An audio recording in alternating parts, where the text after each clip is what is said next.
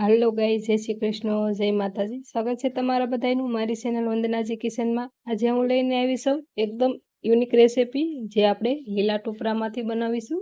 જો ગાઈસ નવા આવ્યા હોય સબસ્ક્રાઇબ કરી લેજો, એટલે કે અવનવી રેસીપી જોવા મળશે મારી ચેનલમાં। અને બેલ આઇકન દબાવી રાખજો, એટલે કે સૌથી પહેલા નોટિફિકેશન મળશે તમને મારી રેસીપીનું। જો ફ્રેન્ડ, આપણે લીધું છે એક લીલું નાળિયેર લીધું છે, એને આપણે વધેરી અને કાસરી આપણે અલગ કરીને આ રીતે આપણે સુધારી લીધું છે। આ ટોપરામાંથી એકદમ સરસ મીઠાઈ બને છે ફ્રેન્ડ। મીઠાઈ બનાવવા માટે આપણે એક મિક્સર જાર લેશું, એમાં આપણે એક ડીશ સિંગદાણા એડ કરીશું। જે આપણે લીલું ટોપરું લીધું હતું એ પણ આપણે એડ કરી દઈશું બધું, અને આપણે હાવ ઝીણું ક્રશ કરી લેશું આને। જો ફ્રેન્ડ, આ રીતનું મેં ઝીણું પીસી લીધું છે બધું। જે મોટા લમ્સ હોય એ બધા આપણે કાઢી લેવા, અને સરસ એવું આપણે ઝીણું પીસેલું જ લેવાનું છે ફ્રેન્ડ। આ રીતના આપણે મોટા લમ્સ હશે શેષના એ બધા આપણે કાઢી લઈશું। બધું પીસેલું આપણે મિશ્રણ કાઢી લઈશું। જે આપણે ગેસ ઉપર વાસણ ચડાવવાનું હોય એમાં જ ફ્રેન્ડ તમારે કાઢવાનું, કોઈ અલગથી વાસણમાં આપણે કાઢવાની જરૂર નથી। આપણે એક જ વાસણમાં રેસીપી આપણી પૂરી બની જશે, કોઈ આપણે બીજા વાસણ બગાડવાની પણ ઝંઝટ નથી, અને આ ઓછી ઝંઝટમાં સરસ એવી આપણી મીઠાઈ બનીને તૈયાર થાય છે।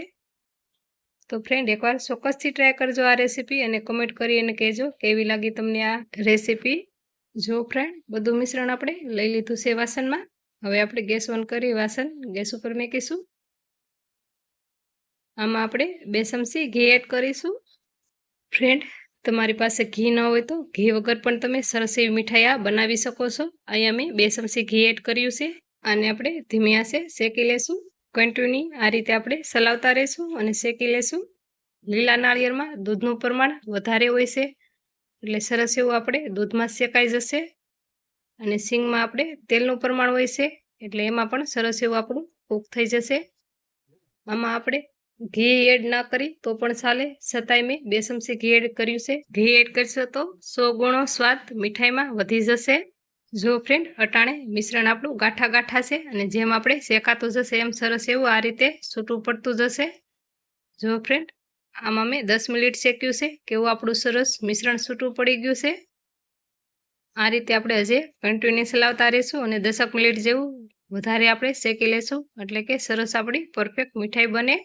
જો ફ્રેન્ડ, મોટાભાગની કણીઓ આપણે કાઢતા રહી ગઈ હોય તો આ રીતે આપણે છૂટું છૂટું પડશે, એટલે બધી કણીઓ અલગ પડશે। તો મોટાભાગની કણીઓ પણ આપણે સરસ એવી હાથમાં આવી જાય છે ફ્રેન્ડ, એ બધી આપણે કાઢી અને સરસ એવું શેકી લેશું। જો ફ્રેન્ડ, સરસ એવું આપણું શેકાઈ ગયું છે। હવે આપણે આમાં ગળપણ ઉમેરીશું। જેવું તમે ગળપણ ખાતા હોય એ પ્રમાણે તમે ગળપણ ઉમેરી શકો છો। અહીંયા તમે ખાંડનો પણ ઉપયોગ કરી શકો છો। ખાંડ આપણે સેહતને લીધે હાનિકારક હોય છે, અને ગળ આપણે સેહતને લીધે હાનિકારક નથી હોતો, એટલે ફ્રેન્ડ ગળનો જ ઝાઝા ભાગે ઉપયોગ કરવો। જે જગ્યાએ આપણે ઉપયોગ કરી શકીએ તે આપણે ગળ જ વાપરવો। ગળવાળી વસ્તુ આપણે જેટલી વધારે ખાશું એટલો આપણે ઠાકોડો નહીં લાગે ફ્રેન્ડ, આ મીઠાઈ તમે વ્રત કે ઉપવાસમાં ખાઈ શકો એવી મીઠાઈ છે, અને આ મીઠાઈ આપણે એક બટકું ખાઈને તો પણ આપણે આખો દી ભૂખ નથી લાગતી। જો ફ્રેન્ડ, સરસ એવો મિશ્રણમાં ગોળ એડ થઈ ગયો છે। હજી આપણે આને કન્ટિન્યુ 5 મિનિટ ચલાવતા રહીશું અને કૂક કરી લેશું, એટલે સરસ એવી આપણી મીઠાઈ બનશે। જો ફ્રેન્ડ, 5 મિનિટ આપણે કન્ટિન્યુ ચલાવતા ચલાવતા કૂક કરી લીધું છે। હવે આપણે આને થોડી વાર ઠરવા દઈશું। જો ફ્રેન્ડ, ઠરી ગયું છે। હવે આ રીતે આપણે બધું મિશ્રણ ભેગું કરી લઈશું। એક લોટ જેવું આપણે બાંધીશું તો પણ બંધાઈ જશે, એટલી સરસ આપણી મીઠાઈ બની છે। જો ફ્રેન્ડ, આ રીતે મેં બધું ભેગું કરી લીધું છે, અને આપણે થોડો લુઓ લઈ અને આપણે મીઠાઈની શેપ આપતા જશું। તમે આના લાડવા પણ વાળી શકો છો। તમારે લાડવા વાળવાની માથાકૂટ ન કરવી હોય તો તમે ડાયરેક્ટ થાળીમાં પણ પાથરી શકો છો, અને એના બટકા પાડી શકો છો। હું આ રીતનો અડદિયાનો શેપ આપું છું। સરસ એવું આપણે અડદિયામાંથી ઘી છૂટું પડે એ જ રીતે આપણે આ અડદિયામાં પણ સરસ એવું ઘી છૂટું પડે છે। જો ફ્રેન્ડ, આ રીતે હું બધી મીઠાઈની અડદિયાના શેપ આપી દઉં છું। જો ફ્રેન્ડ તમારે આ ઝંઝટ ના કરવી હોય તો તમે થાળીમાં પણ આને ઢાળી અને બટકા પાડી શકો છો આના.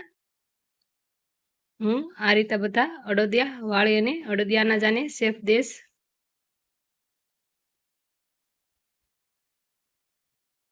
જો ફ્રેન્ડ બધા આપણે અડદિયા વાળી લીધા છે.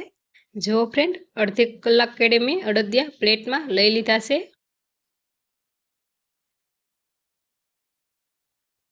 જો ફ્રેન્ડ તૈયાર છે આપણા લીલા નાળિયેર અને સિંગદાણામાંથી એક નવી મીઠાઈ. જો ફ્રેન્ડ તોડીને પણ હું બતાવું છું કેટલી મુલાયમ બની છે આ મીઠાઈ. ખાંડમાંથી તમે બનાવો તો થોડી કડક પણ બની શકે છે. ગોળમાંથી એકદમ આપણે સરસ એવી મુલાયમ બને છે આ મીઠાઈ.